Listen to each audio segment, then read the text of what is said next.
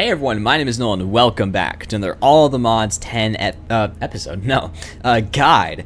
In this guide, I'm going to be showing you guys how you can build a max level Mekanism reactor. And I guess I should clarify, this is of course the fission reactor. The fusion reactor will be its own video. You will need the fission reactor in order to make the fusion reactor. Now, this is going to be a long video because I am really excited because this is going to be like the first big All the Mods 10 project I've covered that is like a culmination of everything we've gone over so far. Because yes, I'm going to show you how to build the reactor, but that's the easy part. The hard part comes in, how do you automatically fuel it? How do you manage the outputs? So in this video, we're going to build the reactor. I'm going to show you guys how you can automatically fuel it, how to manage the output, and how to get wireless energy. All 4 points will be covered in this video. Now, there are going to be a lot of resources used in this video, so make sure to check the materials list down in the description. Additionally, like I said, this is going to be like a culmination video. A lot of different mods are going to be used in this video. So if you missed a tutorial on how to get like productive bees, Mekanism, the turbine, applied energistics, if you missed all that, definitely go check the playlist down in the description to see if there's any important videos you missed. Okay, the first thing you want to do is head to some kind of different dimension where this will be offloaded. This thing is going to create lag, and so you want to keep this in an offloaded chunk, but don't worry because we'll have a dimensional stabilizer to keep it loaded, and then we'll also be able to set up wireless power. So it doesn't really matter where it is, just so it's far away and not creating a lot of lag around your base. So I'm going to be making it next to my turbine that I made in the last episode. Okay, the first thing we're going to want to do is make an 18 by 18 perimeter with the fission reactor casing. And we're actually just going to be making an 18 by 18 by 18 cube perimeter, if that makes sense. Okay, so basically it should look like this, where all the corners are 18 blocks long. So 18, 18, 18. All right, now you're going to take your 4 fission reactor ports. You're going to take one. That's going to be the output. I'm going to make the output over here because the steam output is going to go into our turbine. Next up, I'm going to have my waste output here. I'll deal with all my waste in this area here. And then next up, we have our inputs. I'm going to put one input here. It's going to be our water input. And then one input over here. Now, it doesn't matter where on the faces these ports go. I just have them separated like this. That way I can do the different systems in different parts, if that makes sense. So that way it's just easy to keep track of what I'm doing. And then the reason why I did this one over here is because it's right next to the turbine. So yeah, this will be output for steam, output for waste, input for water, input for fuel. So we'll cover all that, don't worry. The next step is to fill everything in with glass, reactor glass, except for the top. All the faces are going to have reactor glass. So in case you didn't look at the materials list, 1,500. A lot of reactor glass. Okay, but if you missed the helpful little tip I gave in the last episode, what you can do is set up a single line of glass and use a netherite stick, and then throw the glass in your offhand, and it will duplicate whatever you're pasting or copying. So basically, I can just keep filling my inventory with glass, and then I can do this, and it's way faster. What's nice is when you build the glass all the way around, you can just duplicate it all at one time. Okay, I filled all the faces in with glass except for the top, and that's just because we're going to be building inside this reactor. Okay, the next thing we're going to need are our fission fuel assemblies, and we're essentially going to fill this whole area in a checkered pattern. We're going to be basically building pillars of these, and these pillars are going to be 15 blocks tall. So basically it should cover almost the entire area of the glass, except for the very top block. Something's going to go on top there. Now, I will say, I'm not entirely sure what the function of these assemblies are. It says that it makes them more efficient and increases the capacity, or it doesn't even say it makes them more efficient. It just says it has to do with efficiency. So like, I don't know. I don't know if having this full of these assemblies is a good idea, but I've had no problems. So I would just recommend doing what I'm doing. So yeah, I guess I could fill this whole area in with a checkered pattern, and then I think I could use the netherite rod to duplicate everything. Oh, heck yeah, we can use the netherite rod. Awesome. Okay, I built it up to the height. All of these are 15 blocks tall. Now we're going to place a assembly rod controller on all of these. Now really quick before I put the final bit of glass on top of this face. Oh, I should have said that. Once you get all those control rod assemblies put in, just fill in the face with glass. But before I do that, I'm gonna break 2 blocks of glass down here because we're gonna fill those in with something else in a minute. But yeah, now just throw the final layer of glass in, and now we're almost done. We just need to basically make an emergency on and off switch, which basically means we need 2 fission reactor logic adapters. And as you can see, I put those in, and our reactor is now it's not active, but it's functional. It can be used. Now, before you do anything, we're gonna make an emergency off switch. Actually, I'm gonna change it up. Instead of placing them vertically, I'm gonna place them horizontally like this. So this first one here, I'm gonna make it high temperature. So basically, all these are different settings for if it reaches this level, it will give a redstone output, and I'm going to do damage critical. So if the damage becomes critical, it will turn off. So I'm gonna place some temporary blocks here for the redstone. Okay, so take 2 redstone repeaters. For the one that has the damage critical setting, again, you can make your own, and you can actually make a switch for all 4 settings if you'd like, but whichever one has the deactivation setting, place a redstone repeater with the output facing away from the source, and then place the other one with the output facing into the source. This logic adapter is going to be set to activation. Place a cobblestone or some kind of block that can transmit redstone in front of the repeater, and then place a redstone torch on the side in this direction, and then just place a block of redstone dust right there. Block of redstone dust. Redstone dust right there. And actually what we can do to see if this works is disable the reactor really quick. You disable it by clicking scram, and if I place this redstone block here, it should turn on. Yes. And so what happens is this activation, it will deactivate when the redstone becomes unpowered. So what happens is if the damage becomes critical, redstone powers here, this turns off, and then the reactor shuts off. And I guess just to be sure, I can test this. So it turned off. Cool. I can turn it back on. Nice. Nice and easy. Okay, now we're gonna configure the inputs and outputs. So taking your mechanism wrench, you should just be able to shift right click, and we want this one to be the waste. And so over here, this is going to be the steam, so output coolant, which I believe is steam or some other option. Okay, before we get into any of the inputs, we need to be handling the outputs, so that way nothing gets backed up here. Okay, so take some pressurized tubes and connect the fission reactor to your turbine. And just to be safe, I'm going to pull by shift right clicking on this face of the tube here, and I'm going to push by shift right clicking onto that face. And I don't really think that's necessary, but I'm going to do that just to be safe. And okay, yeah, that doesn't change. Okay, so we're gonna start dealing with our nuclear waste now, but in order to start getting things situated, we're gonna need some temporary sources of power. So for the time being, I would recommend setting up like another power reactor. However, this is going to be very temporary because these processes are going to consume a lot of power. You are probably going to need multiple reactors, but I guess we'll find out. If I need more, I'll make more. All right, so let's take some pressurized tubes to come out of the reactor. And then we're going to place some isotopic centrifuges facing me on top of these energy cables, and we're going to separate them by a 1 block area of space. So the inputs are going to be going into the back, and then the outputs are going to be coming out the front. So let's place some tubes in the front here, just because we will need them at some point. Okay, now on top of the tubes that go into the back, I'd place some temporary blocks, and then in between I would actually not temporary blocks, some building blocks, and then in between I am also going to place some building blocks. Now we're going to place redstone on top of all of these, and then at one of the ends we're going to place a daylight sensor, and I'm going to turn this to night just to make sure, yep, all of these are being detected by redstone. So we will need to make all these isotopic centrifuges have a normal redstone detection, so go ahead and turn all of these to normal, and then change this to night. It should actually just stay on night. Okay, now we're going to add our machine upgrades, so add a muffler upgrade to each machine, add energy upgrades to each machine, and then add some speed upgrades to each machine. Okay, so what did I just do here? Basically, what's going to happen is your waste will produce 2 different items. It will produce plutonium if it's nighttime, and it will produce polonium if it's daytime. The reason why we did this is because in order to generate polonium, you use daylight, like activation, neutron activators, I don't know, something like that. Solar neutron activators, I think is what they're called, and those only work during the day.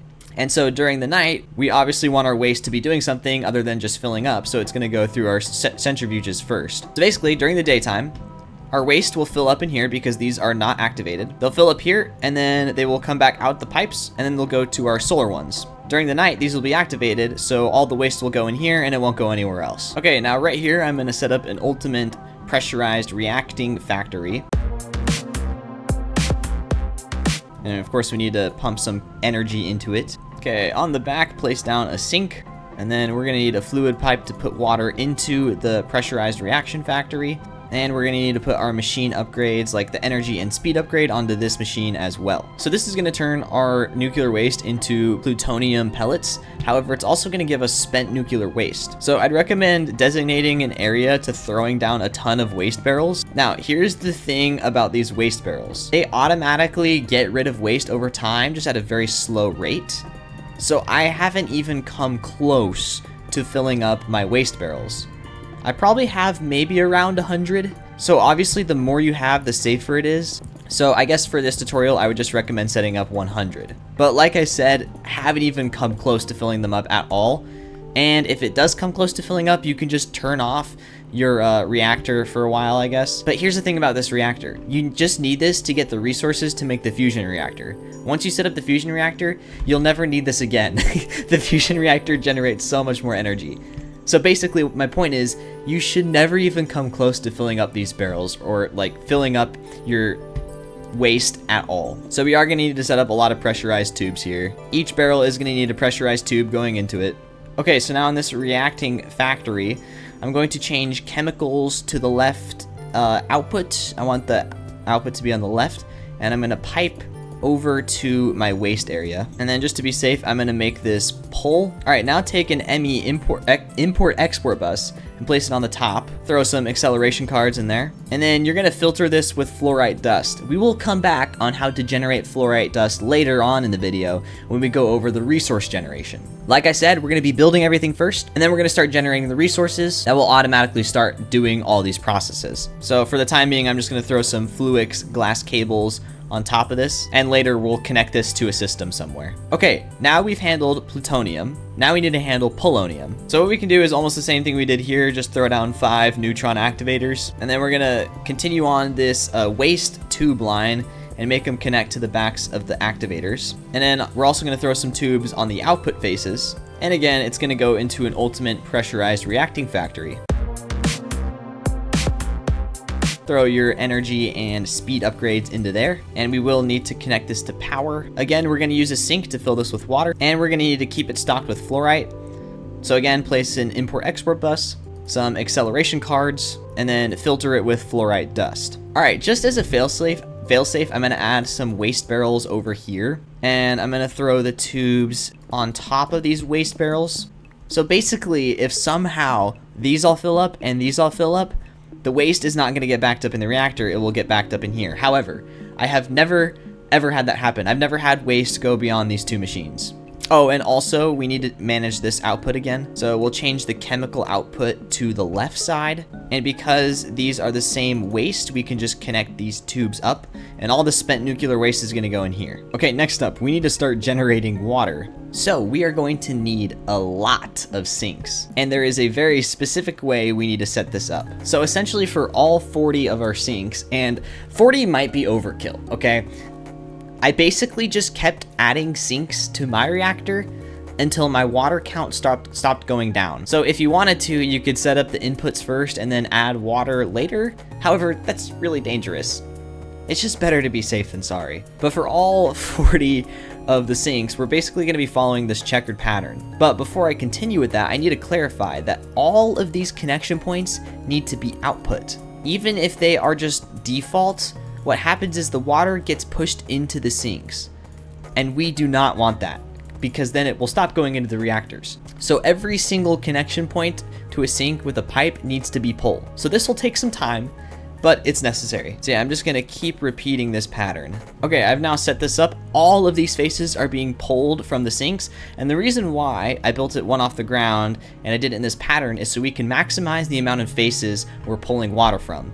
I'm gonna leave it at this for now, but we'll probably end up needing to like pull from every face from every sink here. But for now, what I'm gonna do is I'm gonna place a line of pipes down the middle, and then every sink that is being touched in the middle, you are going to need to pull water out of it. Okay, now we can just connect all these pipes up, and we should be able to just throw this into our reactor, and it is now filling with water. So we'll run with this for now, but if I need to do a cut, I'll do a cut where I add more pipes and pulling from all the different faces, because I mean we have all these faces on the back we can use, all these faces on the front and top and bottom, so there's a lot of different faces we can pull from still, instead of just adding more sinks. All right, let's start our resource production so we can automate the fuel process. So the first thing we're going to need to do is set up another applied energistic storage system. This is going to be different from your main system. We're essentially just going to set up an entirely new network for this reactor specifically. This will handle all the item inputs and outputs, and I'll go over how to transfer items later on to your main network. Okay, I'm just going to set up a way to power this. And of course, we're going to need an ME drive. And then I'd recommend a crafting terminal so you can actually see what's in your system. I would recommend a lot of storage. I have yet to fill up storage on my system, but I'm just going to make 4 of these just because. I'm going to throw all 4 of these into my ME drive. Okay, the first thing I'm going to do is set up a crushing factory. We'll need to power this, of course. I will need an import-export bus. I'm going to fill that with acceleration cards, and I'm going to filter this with regular fluorite. Not the dust, but regular fluorite. This is going to be how we generate our fluorite dust. Now inside your crushing factory, make sure auto sort is on, and then just also make sure you give it the necessary upgrades it needs to run as efficient as possible. Also for the items, turn auto eject on, and make the back both input and output, or I guess whatever face you threw your import export bus on, it needs to be both input and output. Okay guys, now we're gonna get into generating the resources for this reactor so it can be self-sustaining. Fun fact, I already recorded this part, but the recording did not save. So one important note is I mentioned that these should be ultimate pressurized reaction chambers. However, no, they need to be the basic version. Anything past, or actually not even the basic version, the one before that, anything past just the default version doesn't allow you to stock items in here, so it needs to just be the regular version. So yeah, get those swapped out. Okay, somewhere place down a netherite barrel. It does need to be kind of high level, not necessarily netherite, but the higher the level, the faster it can pull in and out of the storage system, which is what you're going to be doing. Okay, now we're going to set up a lot of beehives, a lot. So place down 5 building blocks, place another set of 5 building blocks, and then a set of 27 building blocks. Okay, on all of these building blocks, place down your advanced oak beehives. I can't seem to do that for some reason. Make sure the face is facing towards you. Now I will note, yes, you're going to be needing a lot of bees. However, the 3 bee types you're going to need are fluorite bees, sulfur bees, and radioactive bees. And for all of those bees, you will only need 2 because you can just keep breeding them over and over and over again to get as many of bees as you would like. Okay, on top of the oak beehives, place down your expansion boxes. Okay, here is where things get quite expensive. So here I have 148 omega upgrades. How expensive is that to make again? Because I forgot. It's going to be quite expensive to make these. 13,000 diamonds, 186,000 draconic dust, 5,000 nether stars. Okay, hopefully you guys have been generating these resources with either productive bees or a mystical agriculture. If not, get on that because yeah, this is expensive. However, you're going to need to be generating a lot of resources for this to work. So yeah, for max efficiency, you're going to need 148 omega upgrades. So yeah, just throw all the omega upgrades into all of the beehives. Okay, now it doesn't matter which order you do, the radioactive bees or the fluorite bees. It's just 5 fluorite blocks need to be in front of these beehives, and 5 uranium blocks need to be in front of the other ones. It doesn't matter if it's left or right, just put them down somehow. They could be even intermixed if you'd like for some reason. All right, now place your 27 sulfur blocks in front of these other beehives. Basically, in order for the bees to produce inside of the beehive, a flowering block needs to be in front and 1 block down. So that's why we set it up this way. Okay, in front of all of these beehives, you're going to be placing logistical transporters, and they need to be in front of the face. If they are on top, they will end up pulling the upgrades out instead of the drops, and we do not want that. Oh, shoot. A zombie just spawned. I don't want that. I guess I need to light this area up so bees don't spawn inside my bee cages. Okay, all of these logistical transporters need to be set to pull. If you happen to change the color like I did here, it doesn't matter because each of these are going to be pushed into their own centrifuge. So now in front of the flowering blocks, you're going to place down a line of energy cables. Now you shouldn't connect the logistical transporters between systems, but you can connect the energy cables between systems. Okay, I'm going to connect this to my power source. Now I'm going to place my heated centrifuges on top of the cables and in front of the logistical transporters. And I'm giving each beehive its own centrifuge because these bees will produce pretty fast and we don't want anything to get clogged up. So it's just a safe way of ensuring that there will always be enough centrifuges to run for the drops. And again, this will be quite expensive, but give each centrifuge 4 speedier upgrades. Okay, Okay, now place a line of logistical transporters on the front face of the centrifuges, and these ones are going to be interconnected between systems. So it's going to be just a solid line across all the different centrifuges. Okay, now connect your transporters over to this netherite barrel. Place an import bus on the barrel with some acceleration cards, and then connect that import bus to your applied energistic storage system. Now, on one of the logistical transporters that are after the centrifuges and before the netherite barrel, place down a trash can, and if you have some pollen, filter this to pollen. If for some reason you would like to be getting pollen out of this, you can ignore this step. However, I don't want pollen, so I just want all the pollen that comes out of this to be trashed. Now, in front of all these centrifuges, all of these logistical transporters need to be set to pull as well. Okay, now we can put our bees in. Okay, so 5 fluoride bees in there. Just gonna put all my fluoride bees into the designated cages. Gonna do the same thing with the radioactive bees. And by the way, all of these bees are actually not that difficult to get. If you do use a bee breeder and you grow them, it can be expensive with honey treats, but getting these amount of bees isn't actually too difficult. Okay, now the tedious part. Man, there's so many sulfur bees, I know. Oh, it's already working. We are getting fluorite, and the fluorite is being crushed into fluorite dust. So if I didn't have any fluoride dust in my storage system, these should be filling. Oh, except I didn't actually connect this, so we'll connect that in a minute. Okay, all my bees are in. So like I said, go ahead and connect these import-export buses that go into the pressurized reaction chambers. Go ahead and connect those to your applied energistic storage system, so that way we can export the fluoride dust. All right, cool. That is all done. We are now getting the resources necessary to make the reactor fuel. Wow, I butchered that. So let's make the reactor fuel. Okay, this is gonna be pretty dang complicated, so just bear with me. The first chemical we need to make is hydrofluoric acid, and so there is a huge crafting tree in order to make that, so let's get that set up. All right, so let's take some channels out of one of my applied energistics storage faces here. All right, we're gonna take 10 chemical oxidizers and we're gonna place them down in like a tower. I would give each one a muffling upgrade, otherwise this is gonna get really loud. And then I would also give each one energy upgrades and speed upgrades. Okay, place an export bus on each of these faces. Give each one some acceleration cards so it moves faster. And then connect those all to the dense cables. On the output side, place down a line of pressurized tubes. And these pressurized tubes will act as temporary storage so we can make sure everything is working. So we basically just need to filter these export buses to be sulfur. Oh, but I actually need some power. So go ahead and connect all these machines to power. All right, cool. That is working. This is filling with sulfur dioxide. So I just need to filter all these export buses to be sulfur. Shoot, I'm dumb. You can only have 8 channels on Fluix glass cables. So just connect some more dense cables here. That way all of these will be online. I'm dumb again. This tower actually needs to be 15 blocks, not 10. So yeah, just extend this by 5 more chemical oxidizers. Give them the energy and speed upgrades they need. Connect them to power. Place down some pressurized tubes. Give them each a muffler upgrade. You will need to expand your dense smart cables so all of these can have channels. Place some export buses on all of these faces, and then give them all their acceleration cards. And filter them to be sulfur, so they're exporting sulfur. Okay, so all of these have these red particles. So everything here is working. Cool. Okay, the sulfur dioxide is going to be pumped into a chemical infuser. Now, here's what I'll say something really quick.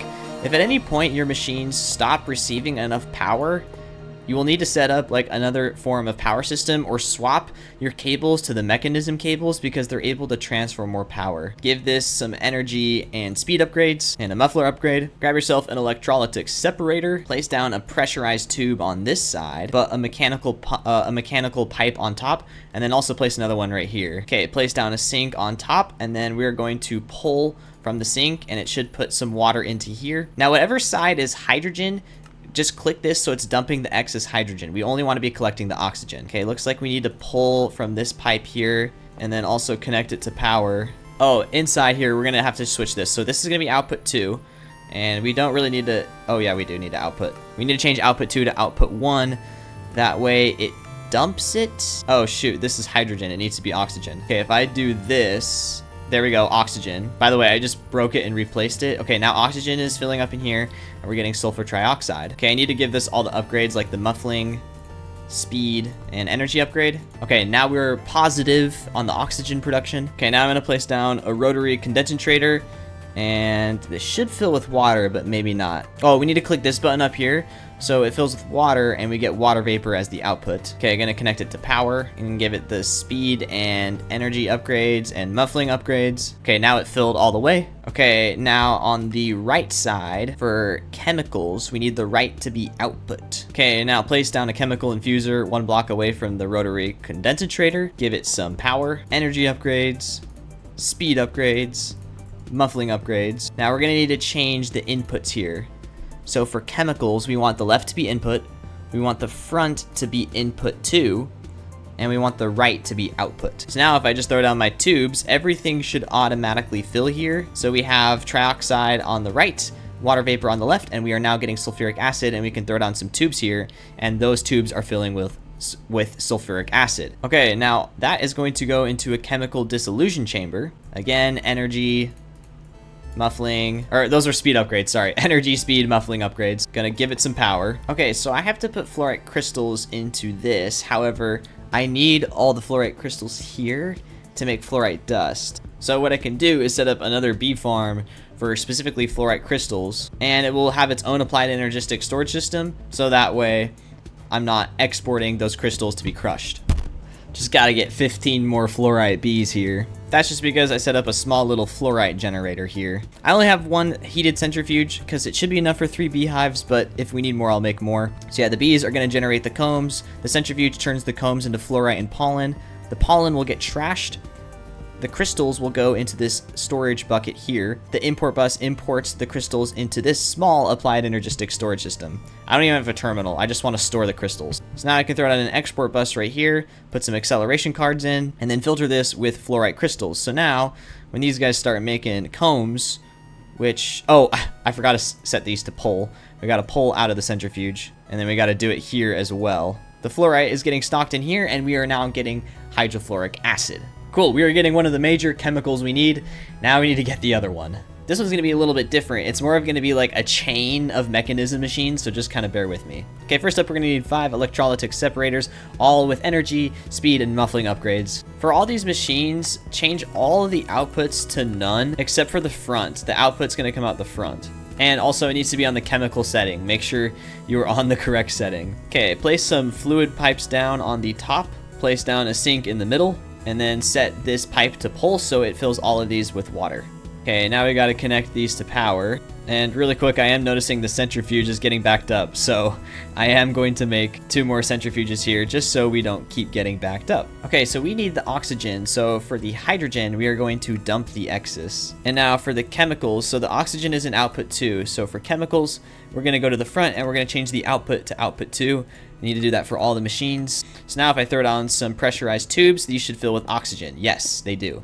Okay, now we are going to begin our mechanism machine chain. So first up, we're going to start with the purifying factory. And then next to that, on the left is going to go the crushing factory. And then on the left of that is going to be the enriching factory. And there's going to be more on this chain, but I'm just going to take it a few at a time. So we need to make sure that for all of these machines, we need to open them up. And for items, turn auto eject on. And the left needs to be output and the right needs to be input. So we need to make that change for every single one here. And of course, I also need to give these the energy and speed upgrades they need, and also the muffling upgrades. I need to power them as well. Okay, now let's pipe over our oxygen into this purifying factory, and it should fill down here. Okay, next up in this chain, we have the smelting factory, and then 1 more enriching factory. Okay, now we're gonna need 4 more chemical oxidizers, but these can be separated from the chain. All right. Energy or speed upgrades for all these machines, muffling upgrades, energy upgrades, all the upgrades. Connect all of these to power. Okay, now you're gonna need to cable over from this applied energistic storage system over to these machines. Now I use dense cables, but that's kind of overkill. You're not gonna need that many channels. Okay, over the purifying factory, place down an export bus. Throw some acceleration cards in there and filter this with raw uranium. Now instantly our machines should start working here. So uranium, filter this to auto sort. Yeah, these machines are ejecting and hopefully into here. All these need to be auto sort. I should have mentioned that earlier. Okay, I don't think this is being exported. Output. Oh, auto eject needs to turn on. I forgot to turn all those on. This is why we do some test runs. Eject and auto sort, forgot to do all of it. Okay, now everything is going over here into the enriching factory, and we're getting yellow cake uraniums. So what we need to do is come into the item config, and the top needs to be output. We're going to place down in import bus some acceleration cards, and then we are going to import the cake uraniums back into our system. We're going to continue cabling over to the chemical oxidizers, place down 4 export buses, all with acceleration cards, and then filter all these export buses to be the yellow cake uranium. And now we are getting uranium oxide. Okay, now the last step is to combine the outputs from this system with the outputs from this system in a chemical infuser. And I guess I lied, this isn't technically the last step, this is the second to last step. Okay, so I'm gonna connect that to energy. Gonna put the speed and energy upgrades inside. Okay, so now if I hook up pressurized tubes here, we get uranium oxide, so I'm gonna pump that into this side. And then I'm going to take the hydrofluoric acid, yep, that's what it's called, and put it into this side. And we get uranium hexafluoride. All right, now the last step is to take an isotopic centrifuge, and actually, I'm going to place this in the air like this because I think I might need to power this from multiple sides, but I could be wrong. Okay, speed. That was a muffling upgrade. Energy and speed upgrades all inside. And now if I pipe this over to the centrifuge, we should start getting fissile fuel.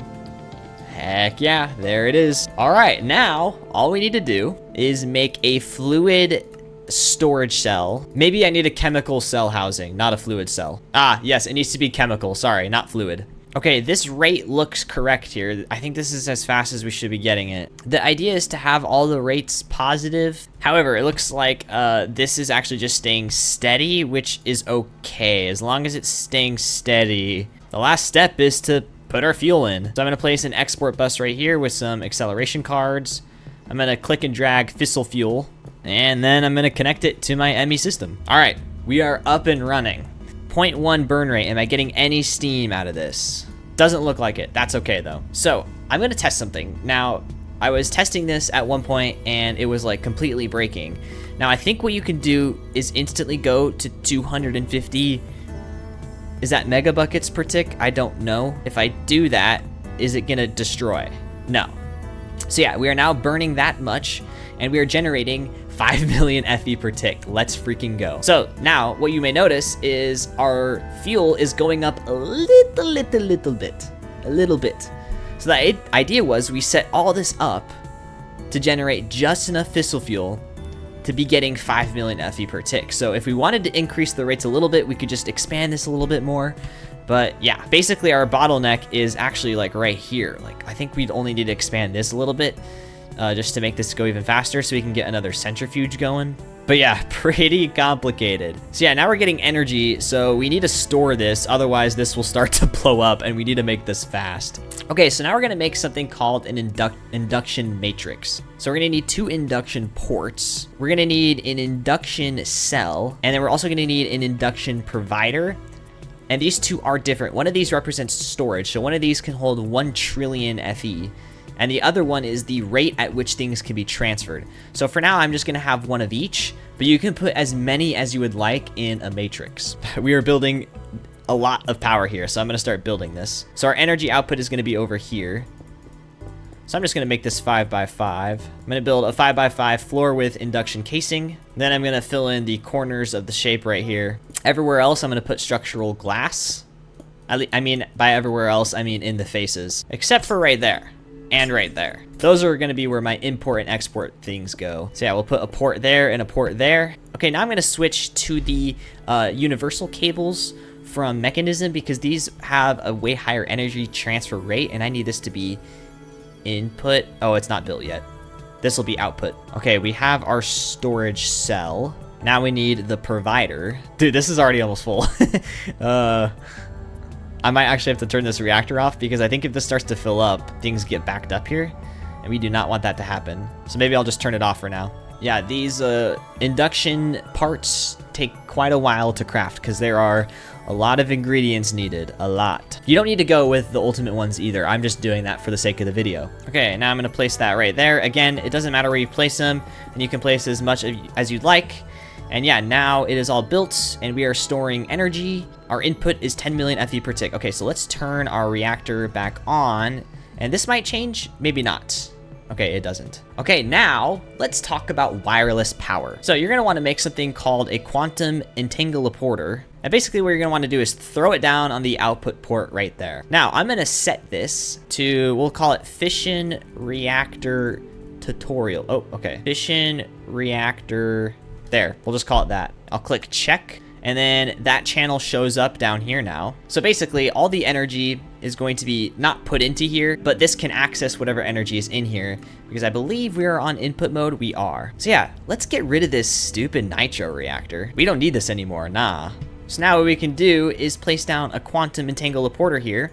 We will need to set it to this channel by clicking on it and then clicking set. Go to the energy, click auto eject, and then just change all the faces to output. And so now we are outputting energy, and the energy is coming from this induction matrix. So you can set up as many of these entangloporters as you want, and it will always pull from this one here because this is the set channel. Now, again, there is a limit to the rate. You can see the input rate and the output rate. Currently, we're outputting 7,000 FE per tick. I'm curious to see if I replace this one over here with the fission reactor channel, how much it goes up by. Oh yeah, it went up to 1.4 million, dude.